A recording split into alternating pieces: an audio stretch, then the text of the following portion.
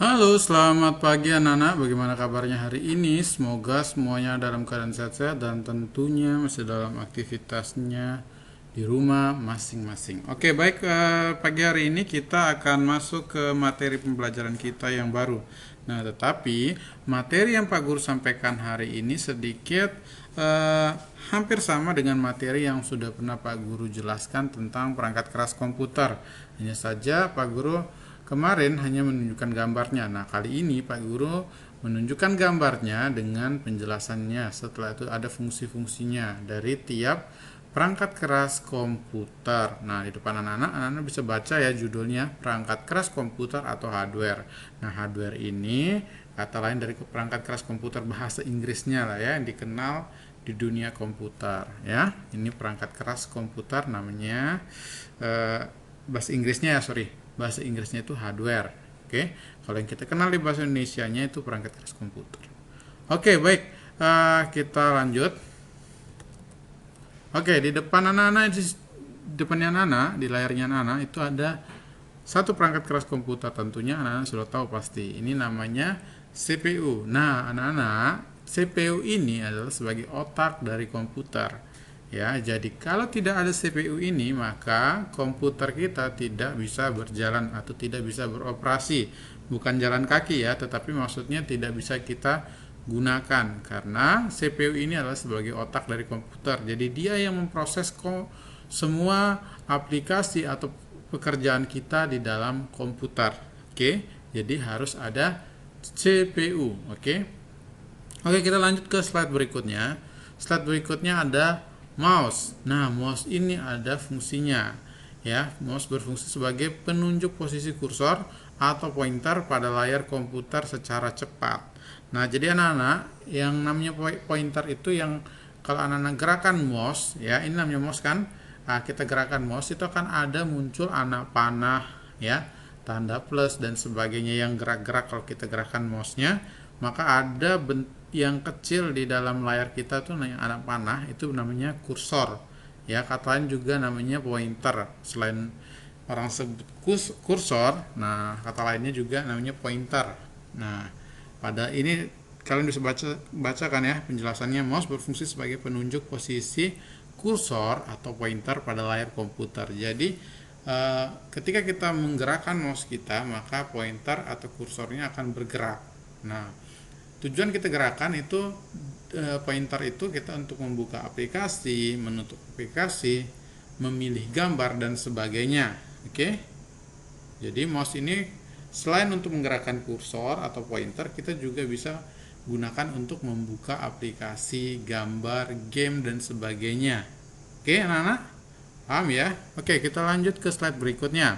Slide berikutnya adalah keyboard atau papan ketik. Nah, jadi fungsi dari keyboard ini anak-anak bisa baca. Keyboard berfungsi untuk mengetik, memasukkan huruf, angka, karakter khusus, serta melakukan perintah-perintah, menyimpan file dan membuka file. Nah, untuk saat ini yang sering akan kita gunakan yaitu untuk memasukkan huruf, memasukkan angka, memasukkan karakter. Nah, untuk karakter anak-anak yang dimaksud karakter itu ada tanda plus, tanda garing seperti ini anak-anak ya, yang kayak garing ini ya. Setelah itu tanda min dan sebagainya. Nah, di bawah ini bentuk dari keyboard. Bentuk dari keyboard bukan cuma seperti ini ya. Ada yang kotak. Nah, ini kan tidak kotak full ya. Ada lengkung-lengkungan seperti ini. Jadi bentuk keyboard bukan hanya cuma bentuknya seperti ini. Sama seperti mouse tadi. Nah, ini yang mouse wireless atau tanpa kabel. Ya, jadi di sini anak-anak tidak lihat ekornya. Kabel tidak ada karena dia menggunakan wireless. Nah, wireless itu apa? Nanti tunggu kita pelajari di pertemuan yang akan datang. Mungkin kalian di kelas 5 ataupun kelas 6. Oke. Kita lanjut. Nah, ini tadi keyboard ya. Nah, selanjutnya monitor. Nah, monitor berfungsi sebagai alat output, yaitu tempat untuk mengeluarkan hasil proses yang dilakukan oleh komputer berupa informasi yang dibutuhkan oleh pemakai komputer.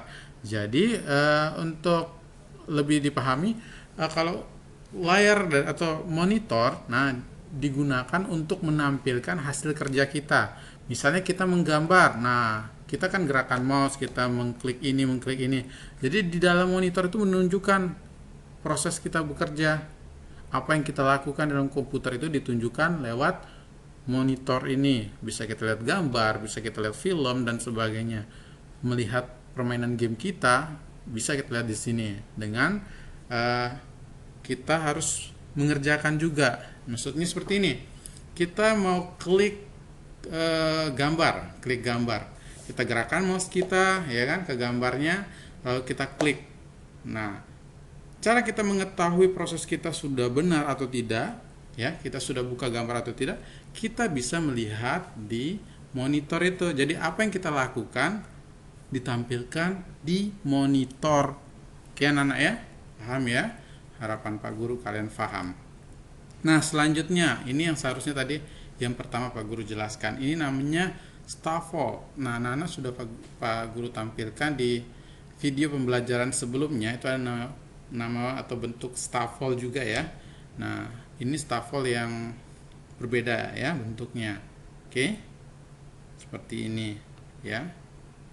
Nah, fungsinya untuk mengatur tegangan listrik yang masuk ke dalam komputer kita ya. Jadi kenapa kita harus menggunakan ini? Nah, kalau misalnya kita tidak menggunakan ini, nah kita langsung cokan di dinding kita. Nah, katakan kalau listriknya naik turun. Jadi arus listrik yang masuk ke komputer kita itu tidak beraturan. Nah, maka itu bisa menyebabkan komputer kita bisa rusak. Nah, maka dari itu kita gunakan Stavol ini untuk mengatur tegangan listrik yang masuk ke dalam komputer. Jadi tidak langsung bus ya, dari cok-cokan itu langsung ke komputer enggak. Tetapi dari cok-cokan itu kita taruh di Stavol dulu, tegangan listriknya dari Stavol itu mengalirkan listrik ke dalam komputer dengan mengatur tegangannya biar tidak terlalu besar, biar tidak terlalu kecil.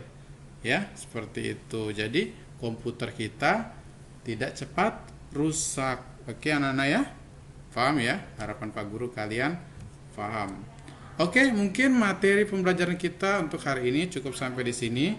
Jadi kalau ada anak-anak yang kurang memahami materi yang pelajaran pada hari ini, bisa anak-anak tanya ke Pak Guru melalui Classroom atau via WhatsApp-nya Pak Guru. Oke, sekian dari Pak Guru. Selamat pagi. Dadah.